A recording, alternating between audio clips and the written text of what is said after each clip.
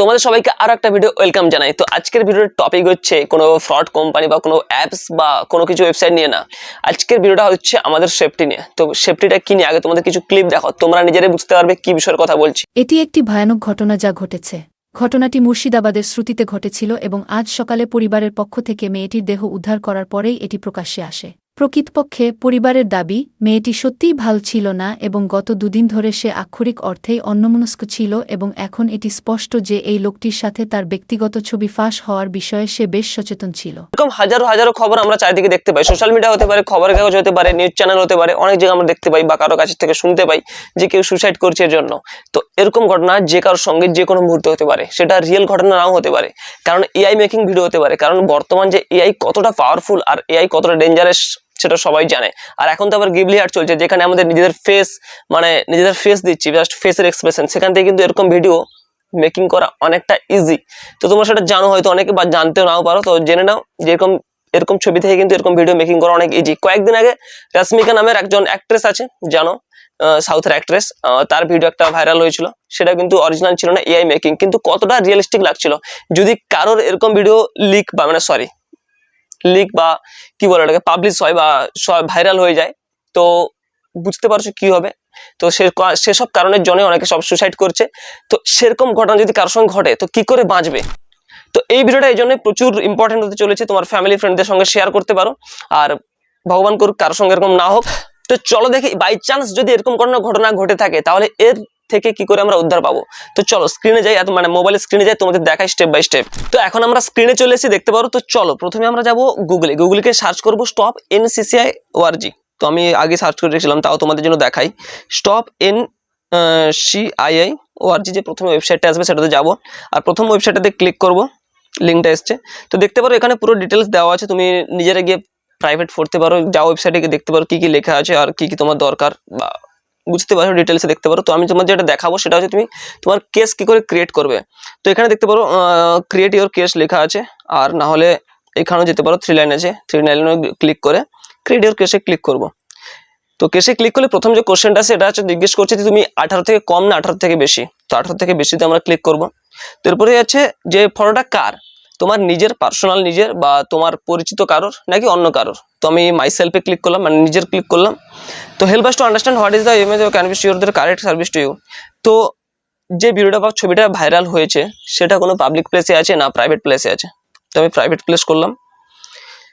তো এরপর জিজ্ঞেস করছে যে শিওর কারেক্ট সার্ভিস। আচ্ছা, সেখানে জিজ্ঞেস করছে যে তুমি I am semi nude or semi nude. তো বুঝতে পারছো ভাষাগুলো কিভাবে বলবো সেটাই বুঝতে পারছি না, মানে কাপড় জামা ছাড়া আছো না কম কাপড় জামা আছে নাকি পুরোপুরি কাপড় জামা আছে।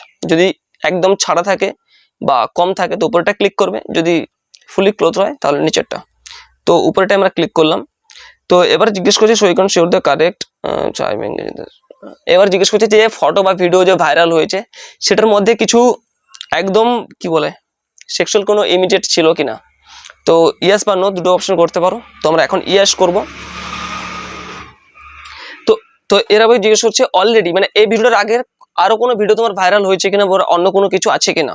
তো আমরা এটা নো করব, ঠিক আছে। এবারে জিজ্ঞেস করছে select the image or device protect has to digital fingerprint can be generated online generated has will be shared with the participant please make sure that selecting gallery is check the file name below the ensure the hash correct image. তো এরপর যেটা জিজ্ঞেস করছে সেটা হচ্ছে তোমার photo বা video select করতে বলছে যেগুলো ভাইরাল হয়েছে। আপ টু তুমি 20টা ছবি বা ভিডিও পর্যন্ত তুমি সিলেক্ট করতে পারবে, মানে 20টা অবধি, একটা দুটো করতে পারো, মানে ম্যাক্সিমাম 20টা করতে পারবে। তো এর জন্যই এটা যে এখানে তুমি যে ফটো বা ভিডিওগুলো আপলোড করছো, তো কারো মনে সংশয় হতে পারে যে আমি এখানে যে ফটো ভিডিও আপলোড করছি এখান থেকে আবার কোনো ভাইরাল হয়ে যাবে না তো, বা এখানে কোনো স্টোর থাকবে না তো। এরা বলছে যে মানে ওয়েবসাইট থেকে বলছে যে তুমি যে ফটো বা ভিডিওগুলো এখানে আপলোড করবে সেটা কোনো অরিজিনাল কন্টেন্ট যাবে না। তো তোমরা অনেকে জানো হয়তো, মানে হোয়াটসঅ্যাপে এনক্রিপ্টেড বলে একটা জিনিস থাকে, যে মেসেজ বা ছবি যাই আমরা শেয়ার করে থাকি লিখে থাকে অল ইজ এনক্রিপ্টেড, মানে তুমি যে ছবিগুলো পাঠাচ্ছ ওগুলোতে সার্ভারে যাচ্ছে, সার্ভারে গিয়ে একটা কোডিং তৈরি হচ্ছে এবং সেই কোডিংটা ওদের সার্ভারে থাকছে। ওখানে ছবি অরিজিনাল ভার্সনে থাকছে না, একটা কোডিং ভার্সনে থাকছে, মানে একটা ম্যাথমেটিক্যাল ইকুয়েশন হয়তো অনেকে জানবে। তো সেই ইকুয়েশনটা আবার অন্য একটা সার্ভারে যাচ্ছে, সেখান থেকে আবার ফটো হয়ে যাকে তুমি পাঠাচ্ছো তার কাছে যাচ্ছে। এরকম জিনিসটা এখানে হচ্ছে। তুমি যখন একটা ফটো বা ভিডিও আপলোড করবে তো এরা লিখেই দিয়েছে যে সেটা কিন্তু এদের সার্ভারে কিন্তু জমা থাকবে না, সেখান থেকে তারা একটা ডিজিটাল ফিঙ্গারপ্রিন্ট বের করবে, সেটার নাম হচ্ছে হ্যাশ হিসেবে ফটোটা নেবে। এখানে কিন্তু আপলোড থাকবে না, কোনো ভয় পাওয়ার দরকার নেই, এটাই লিখেছে এরা। তো সেই ডিজিটালি ফিঙ্গারপ্রিন্ট তুমি যখন ফটো বা ভিডিও করবে, তো সেরকম ফটো বা ভিডিও এখানে আমার কাছে সেরকম সিলেক্ট করার জন্য কিছু নেই। তো জাস্ট দুটো সিলেক্ট করলাম, একটাই ফটো সিলেক্ট করলাম রাজুদার সঙ্গে যে ফটোটা দেখানোর, জাস্ট সেই ফটোটা সিলেক্ট করলাম দেখানোর জন্য। তো এখানে দেখতে পারো এখানে পিন ক্রিয়েট করার কথা বলছে। তোমার এই পিনটা হতে পারে লাস্ট বেস 6 জন্য তোমার নিজের মন খুশি 6 থেকে 10টা সংখ্যার একটা পিন জেনারেট করবে। এই পিন জেনারেটটা ইম্পর্টেন্ট এই জন্যই, যখন তুমি পরে কমপ্লেন করার পর যখন তুমি স্ট্যাটাস চেক করতে যাবে, সেই স্ট্যাটাসে গিয়ে পিন দিলেই তুমি কিন্তু তোমার স্ট্যাটাসটা চেক করতে পারবে।